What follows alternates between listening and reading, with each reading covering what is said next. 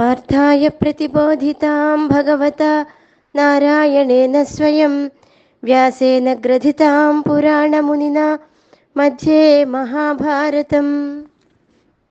अनादिमध्यान्तमनन्तवीर्यम् अनन्तबाहुं शशिसूर्यनेत्रं पश्यामि त्वां दीप्तहुताशवक्त्रं स्वतेजसा विश्वमिदं तपन्तम्।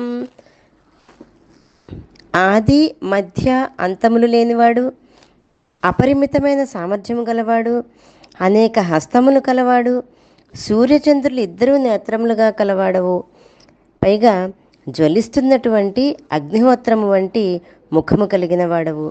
నీ యొక్క తేజస్సు చేత ఈ ప్రపంచాన్ని అంతటిని తప్పింపజేస్తున్న నిన్ను చూడడం నా భాగ్యం అని అర్జునుడు శ్రీకృష్ణునితో తెలియజేస్తున్నాడు. మన మనస్సు చాలా చపలమైనది. అది ఒక చోట స్థిరంగా ఉండదు. దాన్ని మనం ఎంతో జాగ్రత్తగా ఒక చోట తీసుకొచ్చి కూర్చోబెట్టినా చాలా సడన్గా పారిపోతూ ఉంటుంది. దాన్ని మళ్ళీ వెనుకకు తీసుకొచ్చి కూర్చోబెట్టాలి. అది కొంచెం కష్టమే, కానీ ప్రయత్నిస్తే దాన్ని స్థిరంగా ఉంచవచ్చు.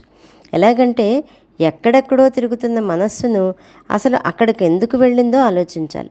అలా ఆలోచించిన తర్వాత ఆ ఆలోచన వల్ల ఏమైనా ప్రయోజనం ఉందేమో ఆలోచించాలి. అప్పుడు ఏ ప్రయోజనం లేదని తెలిసిన తర్వాత మన మనస్సు మళ్ళీ యథాస్థానానికి వచ్చేస్తుంది. ఇది అభ్యాసం వల్ల తప్పకుండా పొందవచ్చు.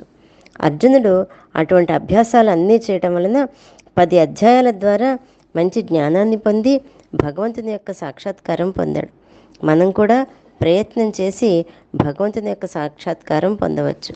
ఇక్కడ చాలా చక్కగా చెప్పినటువంటి ప్రయోగము అంటే మనసుని స్థిరంగా ఎలా ఉంచాలో చెప్పినటువంటి చక్కటి విషయం ఏంటంటే, దేని గురించో ఆలోచిస్తూ ఉంటాం. అయ్యో మనసు స్థిరంగా ఉండటం లేదు, నిలకడగా ఉండట్లేదు, ఎక్కడికో పారిపోతుందని మళ్ళీ బాధపడుతూ ఉంటాం. ఎప్పుడైతే అలా బాధపడ్డామో ఆ మనసు అసలు అలా వెళ్ళిపోవడానికి కారణం ఏంటో కనుక్కుని ఆ కారణాన్ని నిజంగా మనసు అక్కడికి వెళ్ళడానికి అవసరం ఉందా లేదా అని ఆలోచించినట్లయితే మనస్సు ఏదైతే ముఖ్యమో దాని మీదే లగ్నమవుతుంది. అటువంటిది అభ్యాసం చేసి సాధించడం ఏమంత కష్టమైన విషయము కాదు. అటువంటి పని చేసి శ్రీకృష్ణ పరమాత్మ యొక్క దర్శన భాగ్యం మనం కూడా పొందవచ్చు. జై గురుదత్త.